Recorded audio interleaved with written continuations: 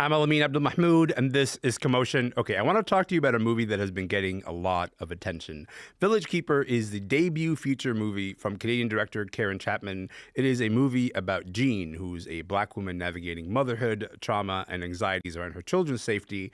And she's trying to break a generational cycle of domestic abuse within her family. This is a movie that has 7 nominations at this year's Canadian Screen Awards, including, by the way, for Best Picture. Sarah-Tai Black has seen it. They're with me now. Sarah-Tai, welcome back to the show, friend.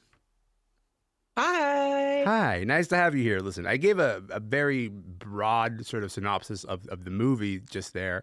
What else should people know about what the story being told in this movie?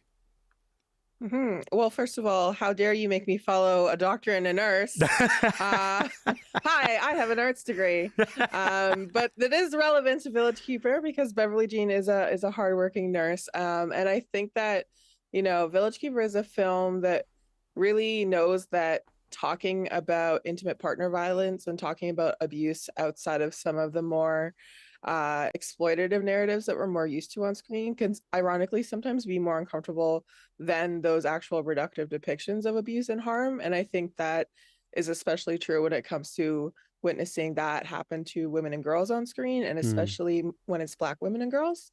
I think it's also a film about the weight of the past and the present and the future of not just violence, but intergenerational discord and healing.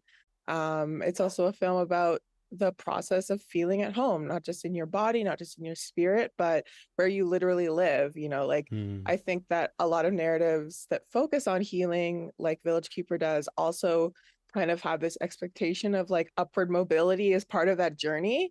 So to see a film that focuses on healing, specifically on a family that lives in a lower income working class neighborhood like Lawrence Heights, without having the narrative imperative of making them leave that place, of having that community be home, of being this interconnected community is really lovely. It's just a lovely film. Can't recommend it enough. Well, so the big conversation I've been hearing has been about the performance of Olunike Adili, who people might know her from The Porter, from The Fire Inside, more recently from Morningside. How is she in this role? She plays Jean. She's nominated for actor and performance in a leading role. But tell me about her performance. She's so amazing. I've had the privilege of engaging with this film in different ways a few times since it first came out, even on the festival circuit. And just being able to watch several times her performance, she has such a presence.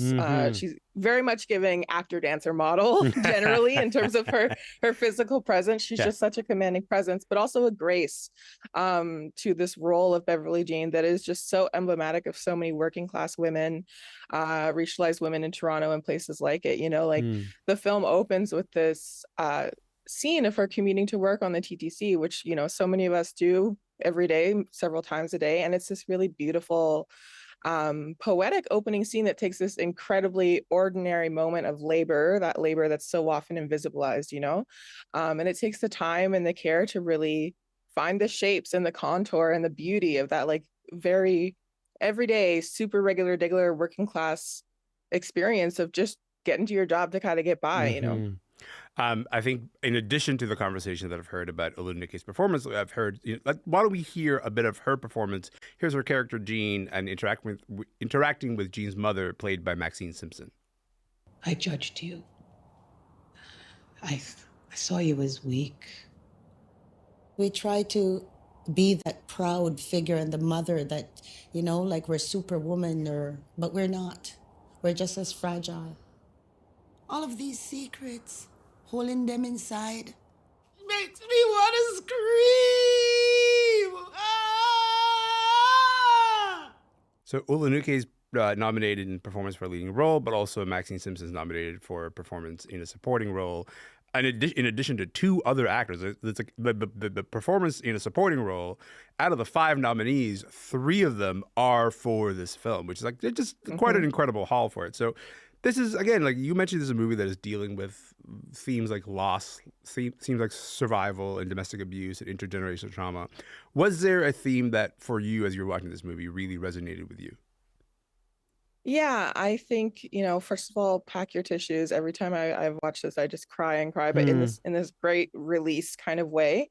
Because I think for me, what's most impactful about Village Keeper is uh experiencing it in relation to this long on-screen history of racialized women, and in this case specifically Black women, being portrayed as caretakers and carers. There is of course a truth in that for many of us, but at the Hmm. same time, a lot of those representations are really reductive or even unproductive or harmful, and they've continued to kind of sustain themselves over time. So with Village Keeper, it's just such a humanist film in the way that it witnesses the truth of that reality, while also kind of pushing back against that stereotype or that expectation Hmm. of Black women giving themselves over wholly at the expense of themselves. This innate demand for Black women to take part in their own disposability. I think the thing that really sets the conversation with this movie apart, in terms of like the ways that it focuses on those themes, is also the rootedness in place. Like the idea of like it's a contained story, and it's an Mm-hmm. interesting time I think to be talking about all these stories that are coming out of GTA's Black community specifically. There's Bring Your Matt Get to Life, set in Brampton. There's The Office Movers on Crave, set in Toronto. We mentioned Morningside. What do you think this idea of a hyper local approach to a movie set? So it's not set in Toronto, it's set in this neighborhood. It's not, it's like, Mm-hmm. and you don't get an opportunity really to get outside of that neighborhood. It's about how that place ends up forming you.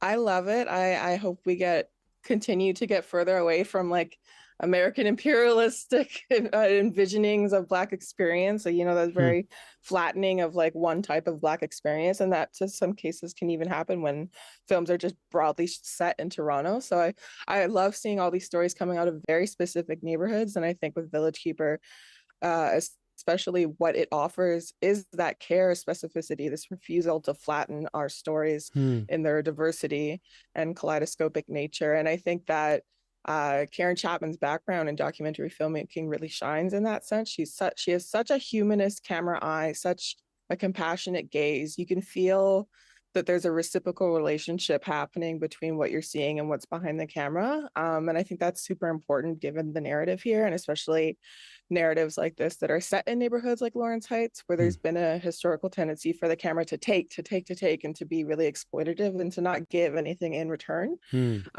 It's a film that, I've said it a bunch of times in the past, but you can feel the warmth of it. You can feel the spirit of it. And it feels so purposeful in that way that it offers that space for autonomy and self-determination of everyone involved. So I'd give you 30 seconds to comment on the fact that this is a movie that has been, has so many positive reviews. It's got 7 nominations at this year's Canadian Screen Awards. Pretty limited release. It's playing in one major theater in Toronto, for example. What do you make of the fact that you still can't really see this movie nationwide? I would say real loser energy, 10 out of 10 loser energy, Elamin.